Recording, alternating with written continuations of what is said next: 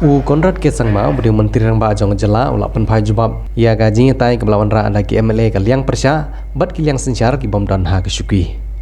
Konrad ke sangma ha Jubab ia ke suk kesan ha jela ha ki kaput Meghalaya mat Assam ulong bagalong ke bayaj bej om dan ke ke penting pensmet Iaki. Ulong ru bag sarkar kan ile kat bala ban penbiang ye ki jingdon kam jong ki pajba bat kamlong ke besuk ia unong ilam sarkar ban Jubab lut ye ki jingkwa jong ki MLA ki belejit dagi pajba ong Konrad kongkal sangma. Kikam ki bagan sarkar MDA 2 kan le kalong ban ni keren biang bat ke sarkar Assam ban penbej no ya upod usam. Ke sarkar hadin gedor bar mang tengka kan pentelun ya ke kam penbej put ban yo jinge da ki pajba ha kapon. Susu ulong ru bag sarkar kan pej ik jinge jong ki pajba ha ke jela laga de ha ke surok ke umbam ke umdi ke kot ke kya ke rep ke riang bat ke jing penbiang ya ke mang tengka ya kitanat penmi kam kitanat sarkar yethu Konrad ke sangma. Sir, a lot has been discussed in this debate, and we spent almost 220 minutes plus. As clock is close to almost touching 4 hours to actually debate. And while we were debating, most were questions. So as you are aware, sir, that answers are longer than questions normally. So if 4 hours were used for asking questions, I may require about 8 hours to reply to all of them. But that is the complexity of the situation, and hence I understand that we will not be able to stay for that long, and I'm sure that the honorable members will also understand if I am not able to touch on every single aspect of the discussions that took place. So before I start, I would also like to mention that a lot of the members had raised points that some important issues and topics were not mentioned in the governor's address. Hence, I would like to clarify that it is always not possible for us to incorporate every single issue or aspect that is there. Sometimes some issues are already have been mentioned earlier, and hence they are continuous. Therefore, it is not mentioned again in the governor's address. In some cases, some actions have been taken, and hence we're waiting for response. Hence, those also are not mentioned. And sometimes specific issues that are more specific in terms of an area-wise or region-wise or constituency-wise, we may not be able to mention all of them. But while we do that, it does not mean that those issues are not important.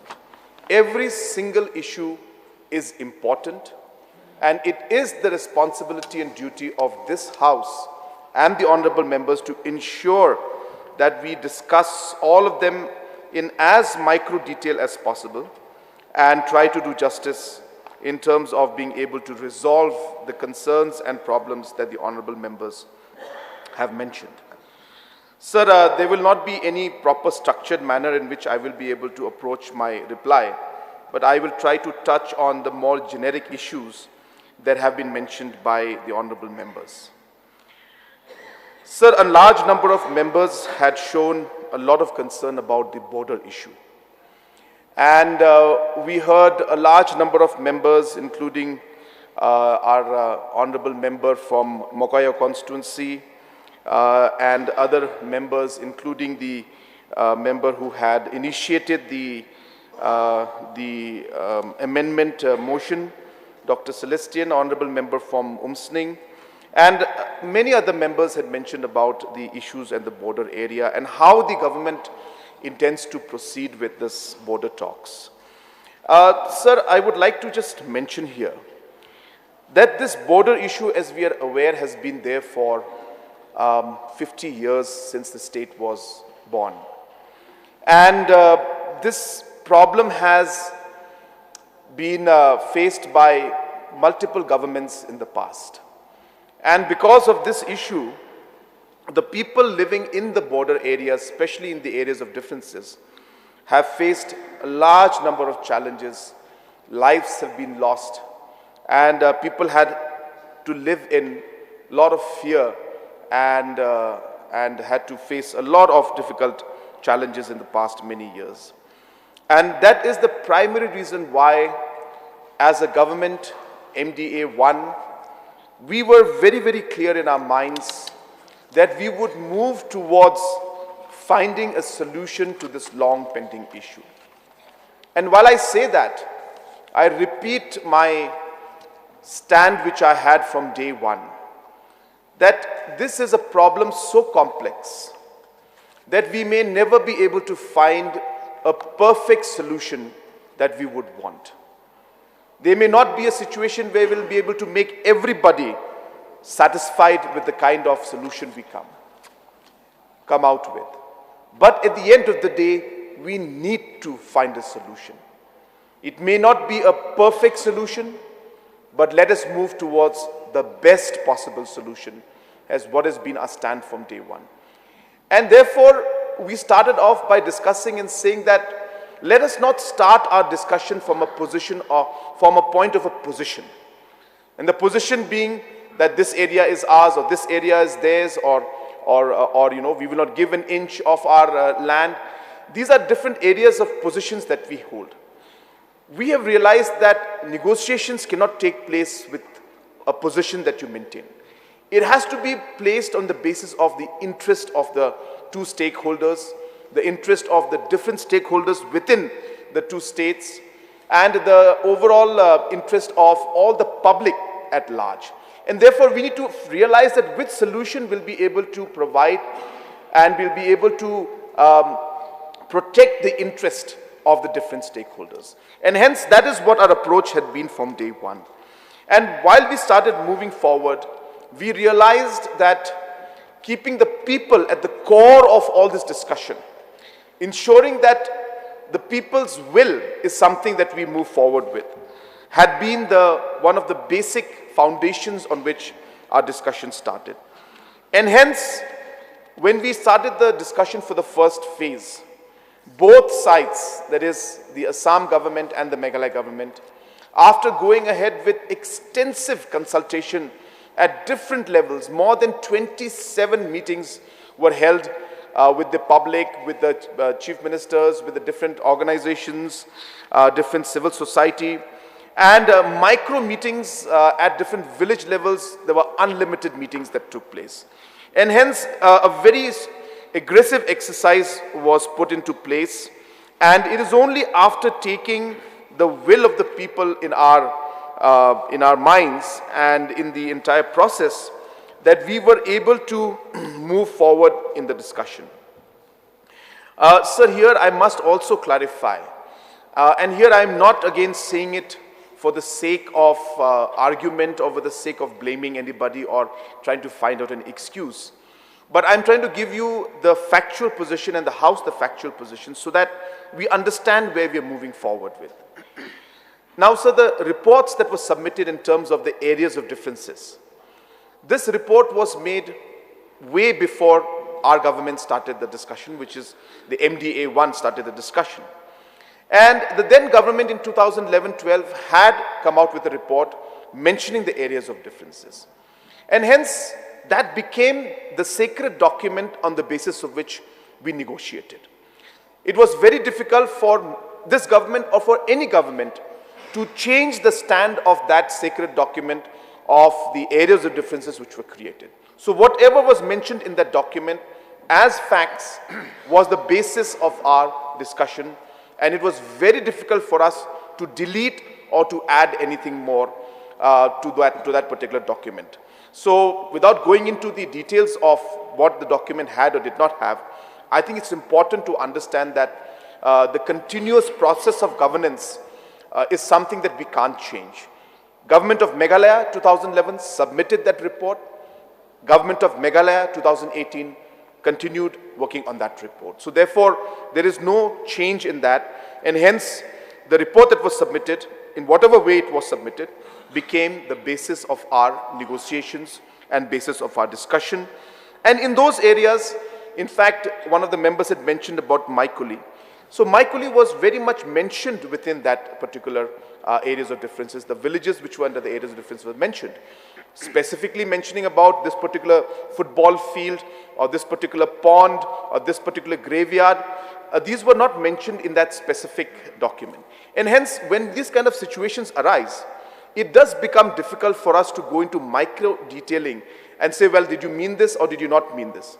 And hence, we have to sometimes, while we're discussing and negotiating, we have to work as per the situation that we face in that moment. And in that moment, there was a very serious matter and a discussion regarding the cemetery out there that a lot of people were very concerned. And I'm happy to inform that we were able to discuss with the government of Assam. And we were able to say that the cemetery, which is, of course, a Christian burial ground, and therefore the question of this being in Assam is slightly, the probability is lesser, and hence it should be something that should be in a state which is predominantly Christian society, and hence it should be in Meghalaya. And based on that argument, we were able to move forward with the discussion. There were football fields also out there that came into discussion, and of course the pond also came into discussion. So what I'm trying to tell you, sir, is that there is no SOP that we can follow when these negotiations take place. There is no a proper systematic way in which discussions take place. These are matters of very complex nature, where we need to sometimes go with the situation that is at hand and look at the larger goal of resolving the border issue, or else we would see things just lying where they are. And hence, that is the purpose with which we had moved forward. And in the next phase also, as the honorable members have mentioned, we will take every single stakeholder into confidence. There is no question of not engaging with the stakeholders. I'm not saying that we'll be able to agree to everything that every stakeholder says, but the voice and the concerns of the stakeholders will be heard. But ultimately, a decision will have to be made on how we move forward, because an issue like this, as I said, is so complex that we will not be able to find a perfect solution. But we will work towards ensuring that we are able to find an amicable solution, the best possible solution, in which the maximum advantage should come to the state of Meghalaya, with the larger goal of ensuring that the people living in these areas of differences should not suffer, and we should not lose any more precious lives in the days to come, sir. So therefore, I also would like to inform the House that we have recently reconstituted the committees, the regional committees, and I have the list here with me, but I guess it'll take time for me to read out all the names. But the new committees have been set up, and we are hopeful that post the assembly session, we will be starting our communication with Government of Assam in order to initiate the discussions further on the border issue, as has been promised to the people of the state, sir. So we also had a lot of our friends and our colleagues and the honorable members from this House had mentioned about the drug menace. And as mentioned by them, right, very correctly, that we have really taken this matter up very seriously. And in the past few years, we have seen that a large number of cases have been filed.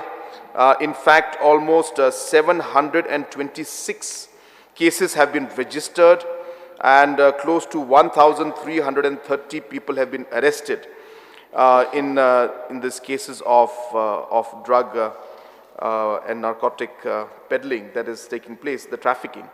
And as was mentioned by some of the members, that we are not having strict rules and regulations in some cases, where we are not able to keep them and detain these individuals involved in these different activities for long. Sir, I'm happy to inform the House that the Home Department is moving for prevention of illicit traffic in Narcotic Drugs and Psychotropic Substances Act. And once this act is put into place, this will ensure that there are very strict measures under which drug peddlers will be booked, and hence the concerns of the citizens of the state and also the people, the members of this House will also be addressed from that point of view. So this is a very important point, And there were also points regarding the rehabilitation centers. And yes, sir, that is a very, very positive suggestion. In fact, we are discussing with the different NGOs and different organizations that are running these kind of rehabilitation centers on how the government can work along with them and give them the necessary support and infrastructure and financial support so that they're able to run the rehabilitation in a better manner. We are of the strong opinion that we need to involve the civil society in these particular programs, especially the church and different NGOs that have been working for a long time in the rehabilitation processes. And hence, that is something that we'll be very actively pursuing, sir. So there was also a concern by some of the members saying that the drugs were caught, but why can't the police be more vigilant on the illegal transportations that are supposedly taking place? And I would like to inform that in the last many years, almost 1,701 cases have been registered against illegal transportation, and almost close to 203 cases have been registered in regards to illegal mining. So hence, it's not that things are not happening when it involves other activities also. The police is doing its job in all the activities. But we must also realize that there are efforts that are going on, and at the same time, there are already systems that are there where the government of India, the Supreme Court and Coal India has prescribed certain ways of auctioning and transporting of coal to the tune of 32 lakhs, for which the auctioning has happened and is going to continue to take place. And therefore, we must realize that every single truck that moves is not that it's an illegal truck. We tend to look at a truck, and every time we see a truck, we just simply think that everything is illegal. It's not that way, sir. I think it's important to understand that yes, there could be some people who are trying to get into these activities. The police has been very strict. As I said, almost 2,000 cases, whether it's in transportation or illegal mining, have been registered. But there are a large number of vehicles that move with proper documentation, and the police department has been told specifically that they should ensure that proper vigilance is maintained and all these areas of concerns are addressed as we move along, sir. One of the members had requested and asked for the revenue that has been collected in the last year. I do not have the breakup with me, sir, but overall from the non-tax revenue, an amount of 230 crores was collected last year. The breakup is being collected by the concerned department. So we had also some members who had mentioned about the different works going on in the agriculture department. And though it's a very, very broad topic and a big area which will require a lot of time to get into, but I'll just touch on a few points mentioned by the members themselves.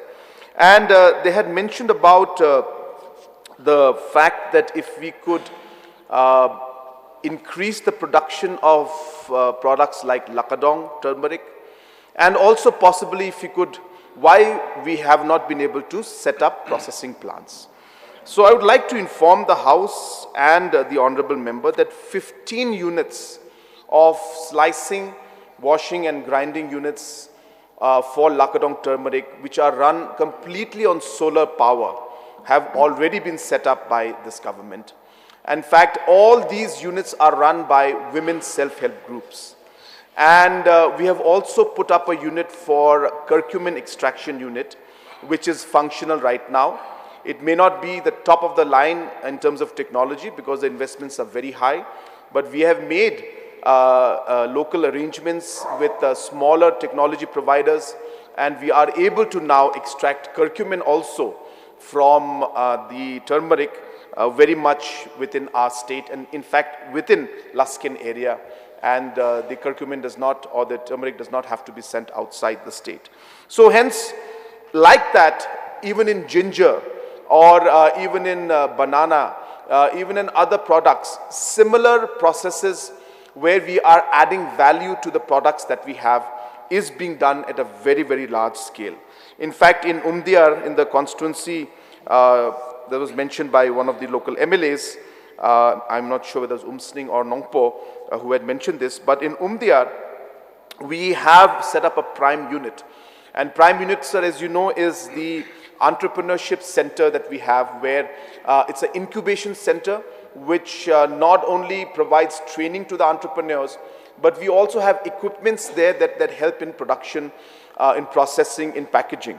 So this is a multi-purpose center, and this is being put up in Umdiar, and as mentioned by the members, we will be having more of these centers coming up. In fact, we have close to 50 prime hubs and centers coming out throughout the state, because we strongly feel that combination of entrepreneurship with value addition and a self-help group movement and a cooperative movement, if we can connect these dots and allow and give the necessary framework, necessary infrastructure, and the necessary training to our youngsters and to the women folk, I am very confident that we will see this kind of a silent revolution in terms of value addition that will take place. And today, these 15 units of Lakadong turmeric which is being processed, they are today processing the products, and you'll be happy to know, sir, that they are exporting the products all the way to US,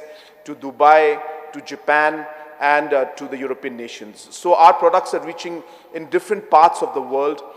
Because of the mission mode approach of ours, we have increased the production more than 10 times in terms of Lakadong, and we intend to increase that even further to almost 50,000 metric tons in terms of the production of Lakadong, because we strongly feel that this is an area which we have a USP in, and we feel that we can easily move forward in this line, sir.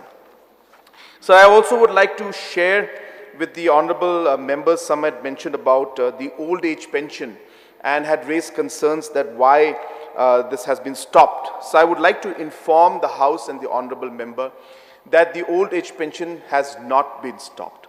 It is in fact continuing. In fact, I would like to inform the member that we have enhanced it from 6,000 rupees now to 9,000 rupees. So it's no longer 500 rupees per month, but every member who deserves to get this scheme is getting 750 rupees, not 500, but 750 rupees. So in the past government, in MDA 1, we had enhanced this old age pension by 250 rupees, and today, annually, each of these members gets 9,000 rupees. And what is more important to note, sir, is that we have been working towards ensuring that not only should they get the money, but they should get the money on time.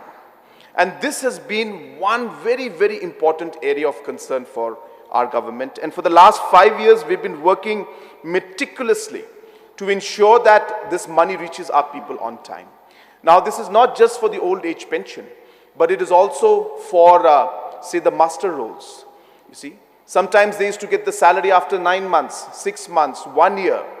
So we made it a point that the money should be sent in advance to the concerned departments, so that the old age pension, the master roll, and all these other individuals who are there, who are not getting the money on time, should get the funds on time. So our efforts will be doubled in the next coming months and years to ensure that how we could make sure that the old age pension reaches the desired beneficiary on time, and hopefully, so I don't want to give too many details because we are still working on it, but I thought that it'll be fair enough to just share a small idea.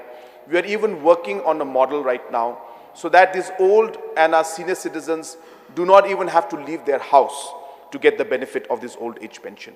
So I don't want to share too many details, but we are in the process of working out a mechanism where these funds will be delivered at the doorstep of these senior citizens on time, sir. And we are working on this for many of the schemes. We strongly feel that the delivery mechanism must improve.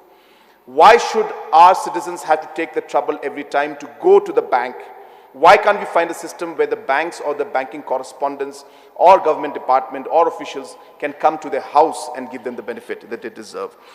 These are being still worked out, sir, so I will not be able to give the details right now, but this is the line in which we are working for the future, sir. So some of the members had mentioned about the ASHA workers, sir. And just to give an idea, sir, to everybody, that the ASHAs, as of today, on an average, sir, I'm not saying everybody, on an average, each ASHA worker receives about 6,000 rupees to 7,500 rupees per month. That's the kind of funds that they are getting based on all the incentive. I understand one of the members had mentioned and given detail about the different processes that are followed and how it's difficult for them. They get 150 rupees for attending one meeting, then 300 rupees for attending another meeting, and in case the officer concerned is not there, then they don't get it. So we have tried to ensure that with the use of technology, we are able to minimize the inconvenience that are caused to these ASHA workers. So now, sir, today the updation that takes place regarding the incentives is done online. And the process, which used to take sometimes 5-6 months to almost 8-9 months, today is being done in matter of days, sir. In matter of weeks, in fact, that means about anything between 7 days to 10 days, we are seeing that most of the ASHAs today are being able to upload their incentive programs and get the benefit without having to go through the hassle of physically going to these programs and spending months and months trying to get this money, sir. So this has been done, and we will take the suggestions that have been given by the honorable members in a positive way, and we will see on how we could improve that. I also heard one of the members mention about some of the equipments not working well. I have not received that complaint personally, and neither have my officers heard about it. But since this has been mentioned by one of the honorable members, we will definitely get the matter examined and see why, or is it true if the machines are not up to the mark. Of course, we cannot give the best of the best smartphones, which sometimes some of the members expect, because obviously the financial implications are high. But we ensure that the equipments given are of a certain standard so that it works properly. And just to share, sir, with the honorable members on how we have given importance to the ASHAs. In the previous government, sir, in 2013 to 2018, 10 crores was released to the ASHAs. 10 crores in 5 years' time. That means on average 2 crores per year was released to the ASHA workers between 2013 and 2018. But during the MDA-1 government, between 2018 and 2023, 80 crores was released to the ASHA workers. 80 crores, sir. And this 80 crores includes the amount that was due of the past government also. And I'm not here to compare or try to blame or trying to say that we paid and the others don't pay. But what is important to understand is that we care about the ASHA workers. We realized that even the past dues are dues that they genuinely deserve.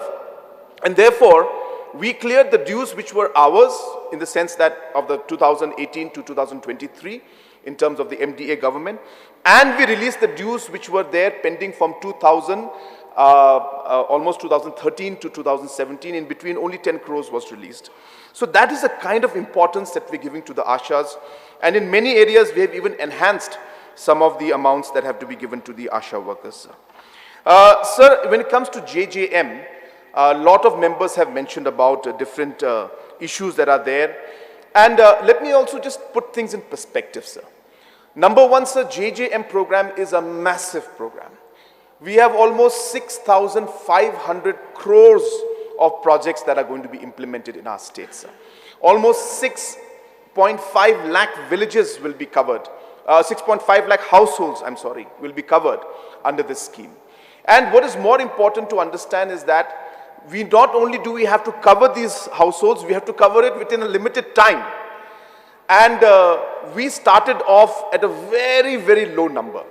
Meghalaya was one of the worst in the whole country. We had only 4,550 households that had this connection to pipe water. And therefore, we were below 1%. We were at 0.75% coverage. And hence, we had a huge task ahead of us to achieve the goal before the rest of the country, number one, And that too being the bottom, we had to climb up to the top.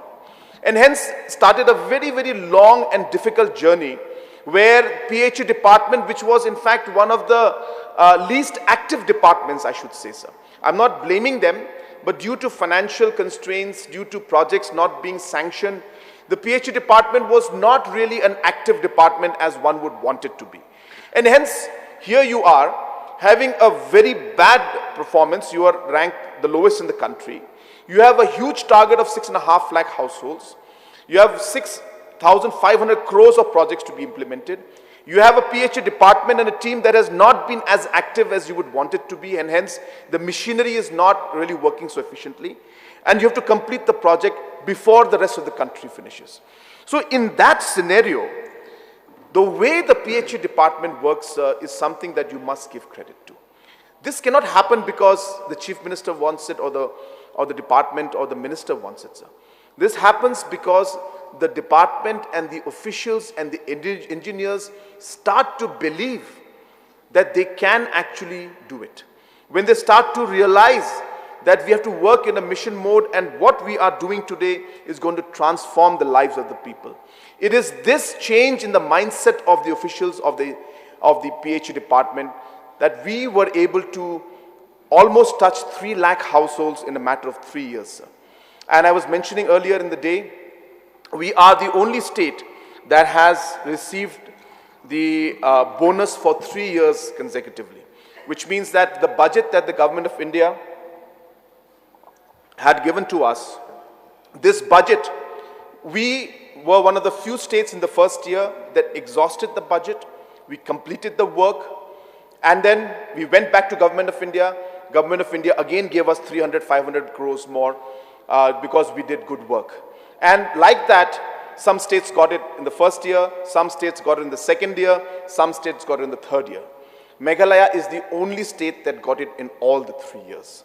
And so this speaks volumes of the work that we have done. I take this opportunity to congratulate, in fact, our former PHE minister, Mr. Renington, because he has been the person who drove this entire process. And that's why we are doing well. Now, while we do all these programs, sir, I do agree that everything will not go perfect. And yes, there could be some programs and areas where the supply has gone short, sir. There is, it's something that it's not surprising as such because it's such a huge project. And hence, there could be 20-30% of the cases where the projects is not going as per plan. The water supply is not sufficient. The source is not sufficient. There could be, sir. But that does not mean that the project in its all totality has completely flopped. That would not be correct to assess, sir. There are challenges. There will always be challenges. We need to overcome them. We need to figure out how to move forward. If there's a problem, sit down, work with the officials, work with the public, and move forward.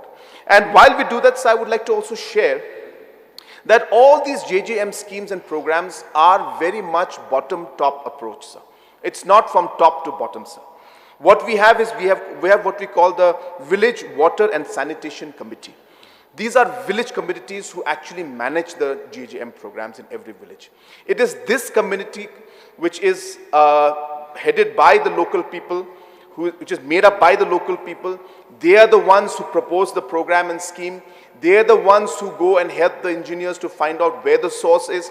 They are the ones who help the engineers in the department to then finally come out with the entire program and then move forward. So it would be incorrect to say that this is a top-bottom approach. It is absolutely not. It is exactly what the Honorable Member had mentioned.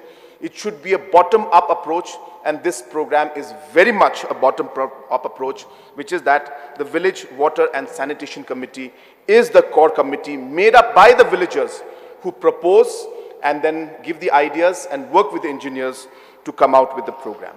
Another thing, sir, JJM implementation is very, very stringent.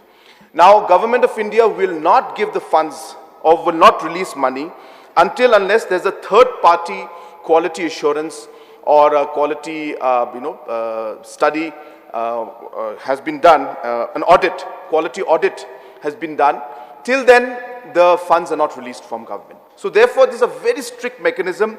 Third-party independent people come, they check the programs, they check the implementation, and only after this third-party audit is done on terms of quality, only then are the funds released. So therefore, this is a very tight scheme, and because government of Meghalaya and especially the PH department has done so much of work in this area, that we are today one of the best performing states.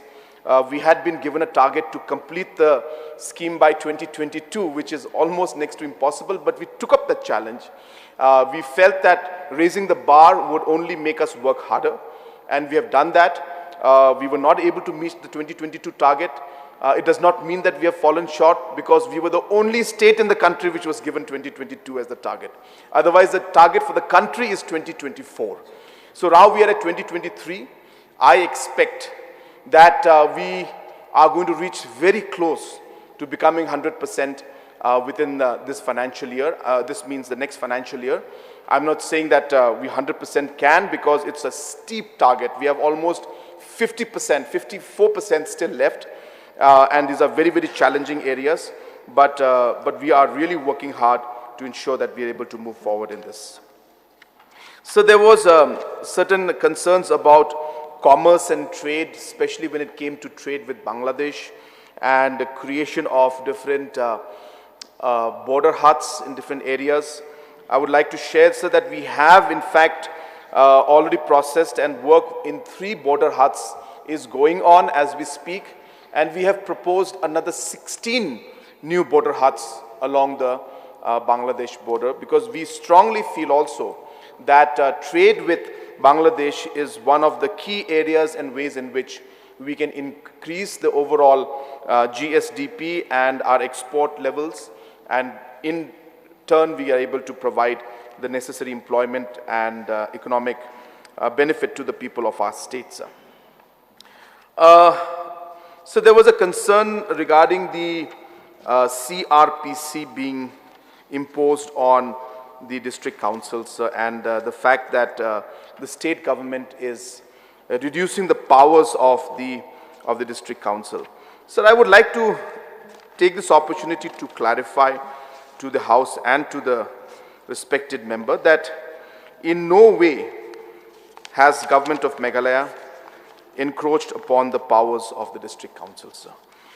We had almost 5 rounds of meetings with the district council before we went ahead with this.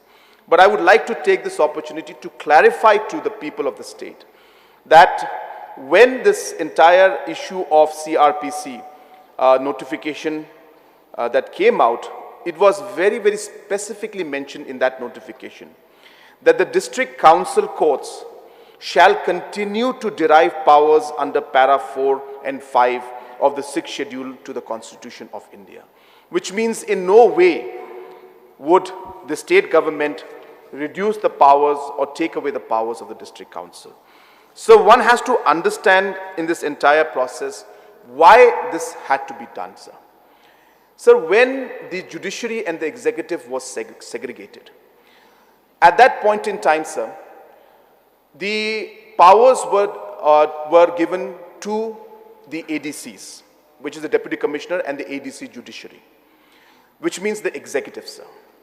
And hence, when the executive and the judiciary were divided and separated, there were no provisions in the law and no system in our state through which the judicial officer, which is no longer the ADC Judiciary, because the executive has been segregated from the judiciary, and hence the judicial magistrate was not able to draw powers in order to be able to give bail or do any of the acts which already was being done by the ADC Judiciary. But since the division took place and separation took place between executive and judiciary, we had to give the necessary powers to the judicial magistrate now, who is no longer an ADC Judiciary, and who was drawing powers which now they would draw if we were to extend the CRPC. And that was the only purpose, nothing more than that. And hence, we could have continued just with the ADC Judiciary, but that would then mean that the court would come in and they say, on what basis is a judicial magistrate exercising the powers? On what basis is a judicial magistrate giving different bails? And that is the reason why what the powers that were already being drawn by the ADC judiciary, which is the executive. And after the segregation, the judicial magistrate was functioning. We only ensured that that part was regularized, nothing more than that. So hence, in short, nothing changed. The powers of district council remained where they are, except now what the judiciary was, the ADC judiciary was doing, who was part of the executive, now will be done by the judicial magistrate. Otherwise, the judicial magistrate would be of no use. They would have no work to do, they would just simply have to be removed. So it was simply a process of actually regularizing things, and there was no intention, and clearly, as I said in the notification we mentioned, that the district council courts shall continue to derive power under para 4 and 5 of the 6th schedule of the constitution. And there was no, and clear messaging and discussion was done with the district councils that there will be no interference from the state government in that matter. And hence, this should not be misinterpreted. And I hope that this clarity is there. In regards to the different acts and the different bills that have been sent to the state government, I'm sure so the procedures are being followed. I can vaguely remember he mentioned that it was put up in July 2022. So I'm sure that maybe the departments are still examining it. As you're aware, when a law comes in, it is sent to the concerned departments, then the legal department also goes through it, the AG goes through it. All these processes do take some time, but I can assure the member that whatever is within the law and within the constitutional framework, and whichever bills are there which are not in contradiction with any of the state or central laws, we will ensure that we expedite the process and ensure that these are put forward, sir. So in regards to the material components of the MG and REGS, so as you're aware, in 2017, the government of Meghalaya and the MG and REGS or the CNRD department had a rough budget of about 600 crores. That is the amount we spent under MG and REGS. In matter of 5 years, sir, because of the continuous monitoring and reporting and ensuring that each VEC works in the maximum efficient manner, we were able to increase our expenditure from 600 crores in 2017 to 1,800 crores almost. That means triple, almost 3 times more the budget and expenditure in matter of 5 years' time. Now, sir, this means that obviously all the procedure and the aspect of getting the utilization certificates and all these areas, it took time, sir. So while the wages were being given, immediately as the money came in, we released the wages, we had some challenges with material. We are not denying it, sir. But it happened because suddenly we were hit with such large demand, which was only 700, 600 crores in 2017, and suddenly we have to manage 1,800 crores. And hence these challenges were not easy for us to overcome. We are smoothing out the process. We have received funds in the past for the material. We have immediately cleared it, and we are pushing Government of India for the next lot. And I've taken a note of this entire issue that has been mentioned by the honorable members, and we will ensure that we expedite the process of release of the material component for the MG and REGA scheme also, sir. So in terms of education, again, was a very important aspect.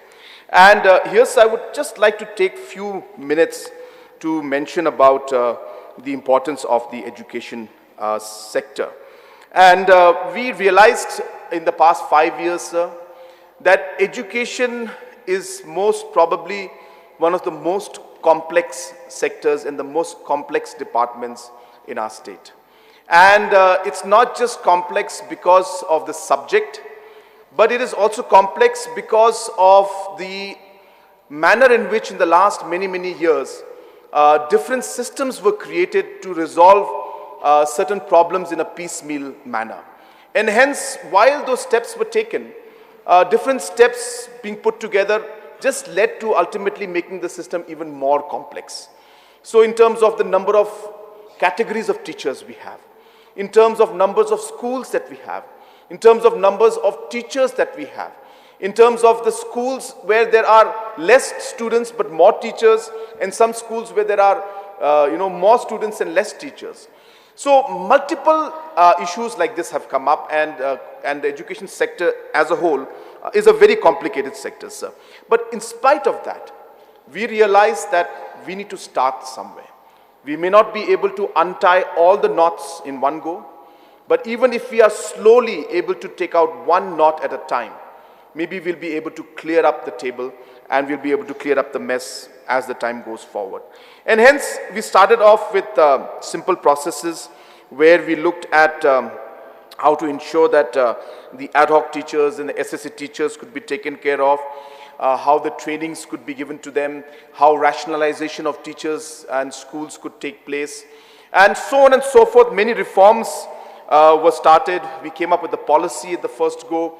We ended up putting up the Education Commission because we realized that there needs to be a body that is going to monitor things and suggest things in a very professional way and in a very neutral manner and an apolitical manner. So we started looking at all these aspects, and the Education Commission also, the decision has been made, and of course, as suggested by members, we would want the best of the best educationists and reformists to be part of this particular Education Commission so that we are able to slowly and steadily resolve the issues. So while I say that, we must understand there is no quick fix solution for education. It is too complex.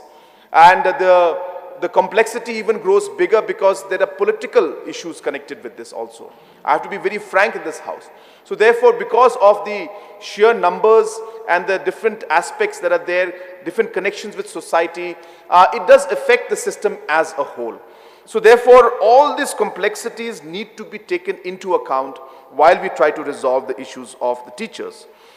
Sir, I would like to here specifically mention that we need to segregate few things. Number one, sir, we need to realize that government, non-government teachers, and even deficit to a large extent, they are against a particular sanctioned post. And hence, the salary of these categories, so the government, the non-government, and the deficit, these three categories mainly. So they are against a sanctioned post, and hence the responsibility of the government to clear the salaries on time is paramount. Now, a lot of people then generalize and say teachers, and they bring ad hoc and SSA also. Sir, I'm not saying that it's not important for us to clear it. It is important for us to clear it. But it is also important for us to understand the difference between a government LP school and an ad hoc school, sir. So the ad hoc schools, sir, are run by managing committees. The grants that we give as a government is a grant that we give as addition to what they already receive. The responsibility of the government to pay the salaries is not on us, but on the managing committee. So we give the funds to the managing committees, and the managing committee then appoints also and disperses the salary, whether it's SSA or the ad hoc teachers. So while I'm saying that, I'm not trying to differentiate, sir. All teachers are teachers. All are important to us. We care about all of them. But while we discuss, we need to understand that they are in different categories, and the responsibilities to clear the salaries is directly for some teachers on the government and indirectly on the government for certain areas, for certain teachers, I'm sorry, and for ad hoc and SSA, as I said, the managing committee is who handles all of this. And the grants that we give to the managing committee, who then further give to the teachers. And hence, the members who are here must understand that this complexity needs to be put into perspective while we debate and while we discuss about this important issue.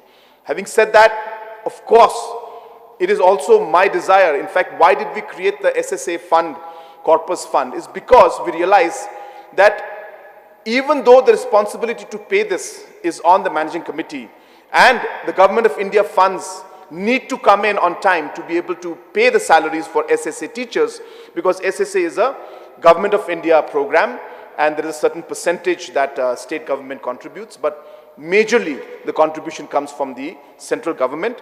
So what I'm saying is that even though the onus, in fact, is on the central government and the managing committees, but we as a government feel that it is not fair for us to not give the teachers, because it's not the teachers' fault at the end of the day.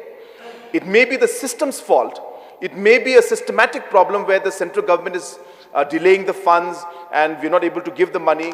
But it's not the fault of the teacher. And hence, how can we work with the managing committees, with the central government, where maybe state government creates a corpus so that the salaries of the teachers can be paid on time. And then we can make up that money later on by taking the money which comes later on from the central government. So this matter of SSA specifically and ad hoc teachers needs to be understood so that we are able to then find solutions in the long run to be able to resolve the problems. Now, sir, also to give a perspective to all the House members, in education departments, sir, we have close to 15,000 institutions in our state, one of the highest in terms of the per capita. To give you a sense, Manipur, which is a state which is comparable to Meghalaya in terms of population and geographic area, has 4,000 institutions, schools, colleges, higher secondary, all of them, 4,000 to about 5,000. Meghalaya has 15,000. We have 50,000 teachers in different categories, whereas Manipur again has just 1/3 of them, sir. For example, in SSA, we have close to 12,000 teachers. Manipur has about 3,000 SSA teachers. So these are realities that we have to face. We have a very, very peculiar problem and challenge in the education department. But while saying that, we're not shying away from the problem. But I thought it is important that we share it and we inform the members so that while we discuss all these different issues through the different sessions, this basic idea should remain in the minds of the members. Sir, for the first time, the government of Meghalaya has finally repaired or started the process of repairing government LP schools, sir. We have 1,755 government LP schools in the state. And for 30, 40 years, these schools, some of these schools had never ever been repaired. Some of them are even without tin today, without windows, without doors. It is in the past government that we took a decision that either new buildings, for which we have done for about close to 400 schools, we have given a new building sanction, and so 200 plus 111 plus 117, so 400 plus schools. So we have given new buildings and upgradations, and for the rest of the schools, we have sanctioned money for basic repair, depending on the condition. Anything between 3 lakhs to about 8 lakh rupees per school has been given, so that at least the tins can be changed, the doors can be changed, and overall renovation can be done for this school. So this is again another very, very important step. For the first time in last 5 years, sir, the cess that was collected from mining, the mining cess was collected specifically for education purpose, sir. It was the education cess. But I would like to inform the House that even though the cess was meant for education, the money was never used for education in the past. It is only in this past government that for the first time the money and the purpose for which the cess was being collected, it was used for that purpose. So therefore, there was the MDA government that went into the details, saw that we are collecting education cess. We saw the numbers, comes up anything between 60, 70 crores to about 100 crores a year.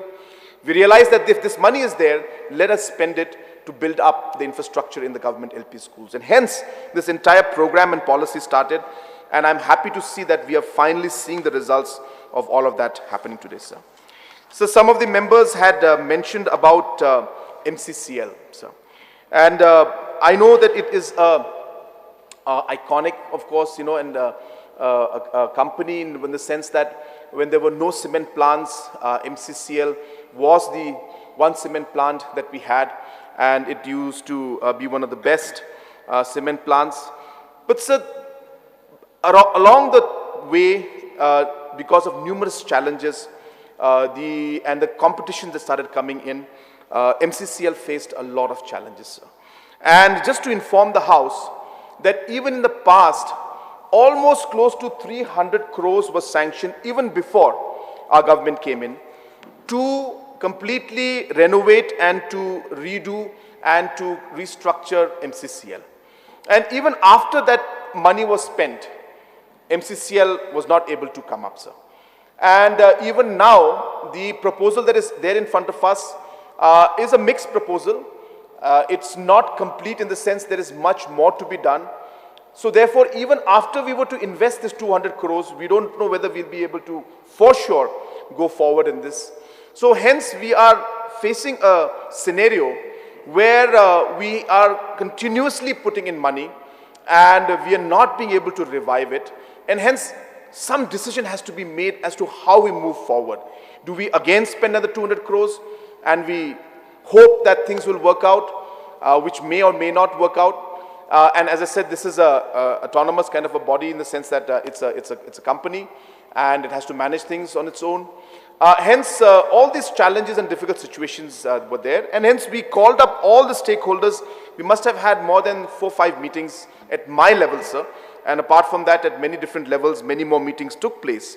And we tried to find out different ways and means and options to ensure that we'll be able to find the most amicable solution that is there, sir. And hence, in these situations, we need to also see things from a practical point of view. I don't think it'll be fair for us to compare and say that if we can spend on a mall an amount and not spend here. These are two different projects that are there. The viability of the mall project and the commercials that are there are different in nature, and the business is of a different nature. And all the due diligence has been done in those cases, and therefore it is a project that has come out with MTC. And it is not that the money has been pumped in by the government. It is an amount that the organization has taken on its own, and they will be servicing the loan at their own level. Whereas in MCCL, government will have to pump in equity of almost close to 200 crores, which again may not be enough to be able to turn around MCCL as such. Many challenges, sir. I'm not saying that only by getting third party is the only solution. We are examining all possible options. It is one of the bigger challenges we have, apart from MECL also, which is a huge challenge. We are working, sir, and we'll try to ensure that, like always, we take everybody on board and try to find out the best and the most amicable solution in this case also. So there was a concern regarding the CUET, and I would like to explain to everybody that number one, says the CUET exam is more like a qualification exam. What happens, for example, when you apply to universities outside? So you have to apply for, say, SAT exam, or a GMAT exam, or an LSAT exam. So when you apply for these exams, then these marks are then looked at by the concerned university while you apply. So are you going to be placed in a particular college or university based on this exam? Absolutely not. The colleges where you apply to, this particular test will only be another form of your aptitude, your capacity as individual, and it will allow the university to then compare you with the rest of the country. So it's like you could be have got 80%, 90% in your class 12 exams, and with the CUT, suppose you get 70, 80 marks in it, and if there's another student who got, say, 90 marks in that, it is the university or the college that will decide whether they would like to see the marks of the CUET on the basis of which they'll give admission, or they will go with the central, with the results that they got in the class 12. So it is only an addition to the overall marks that the student gets, and it does not determine the college in which you will get admission. I wanted to clarify that. So there's nothing to fear that based on this you will be suddenly put into Tamil Nadu University or you'll go to Bombay University. Absolutely not, sir. That's not the case. You will apply to the particular college or university, and based on that, these CUET exam marks will only be added to your overall marks, and then the university or college will decide on how to do. It's just a qualification kind of a test, but it standardizes all the students, because sometimes people come from different backgrounds of education. Some is coming from MBO, somebody is applying from CBSE, some from ICSE. So it becomes difficult for colleges and universities to then gauge on the aptitude of a student.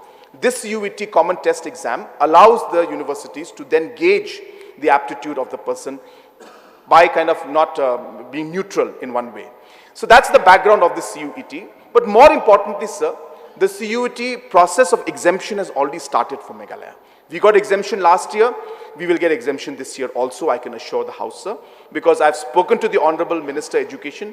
He has assured me that the state of Meghalaya, the colleges which are affiliated to NEHU, not for NEHU courses, So anybody applying for NEHU courses, they have to go for the CUET exam. But in our state, because we did not have a state university, the colleges actually had to affiliate to NEHU.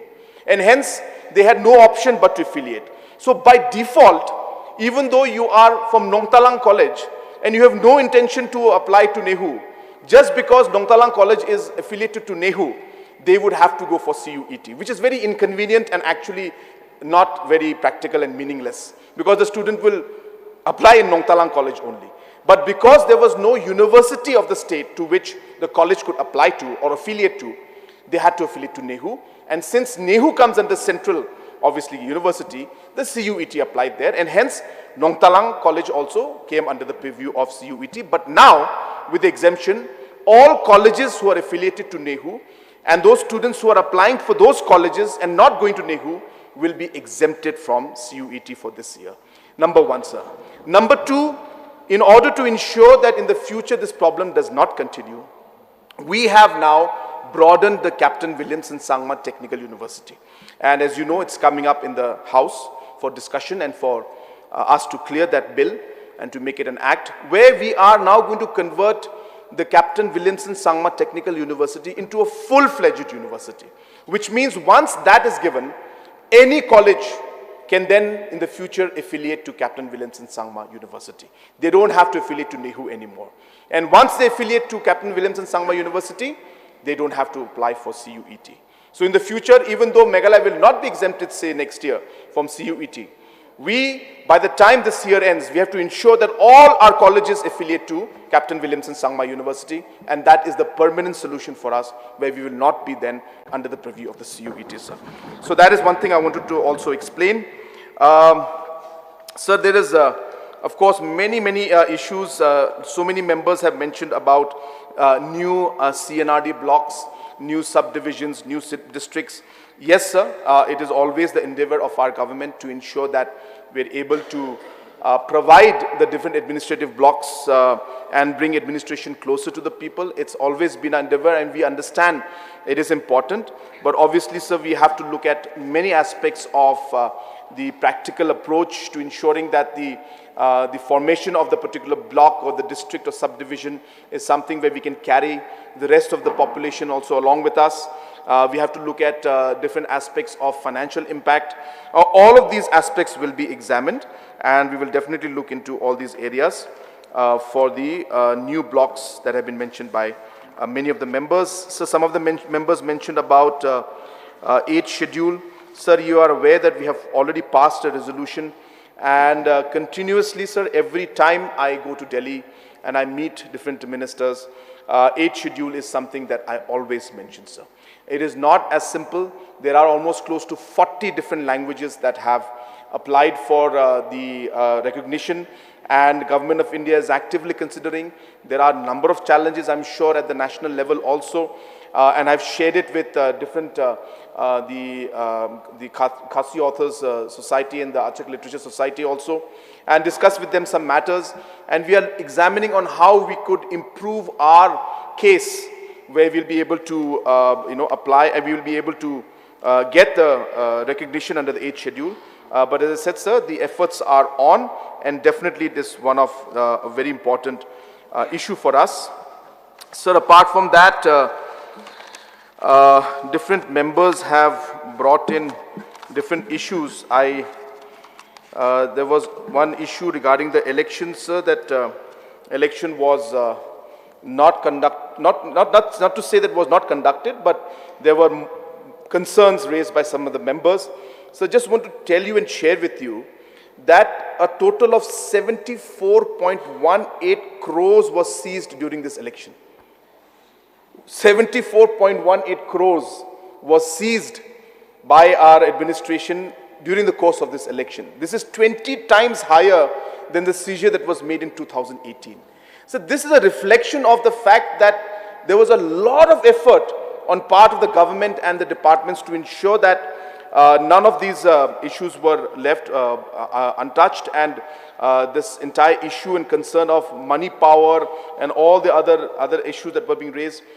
This is a clear example, sir, that we have done, and the administration, in fact, and the Election Commission has done a lot to ensure 20 times more collection than what was done, or seizure, I'm sorry, than what was done in 2018, sir.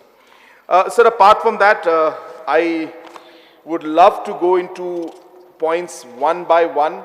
Let me assure you, sir, not just in the notes that have been prepared by my team, but at the personal level on my laptop, I have taken notes down of almost every point that has been mentioned by the different members. It will be impossible for me, sir, to go through all of them, except, sir, if you are going to give us dinner tonight here.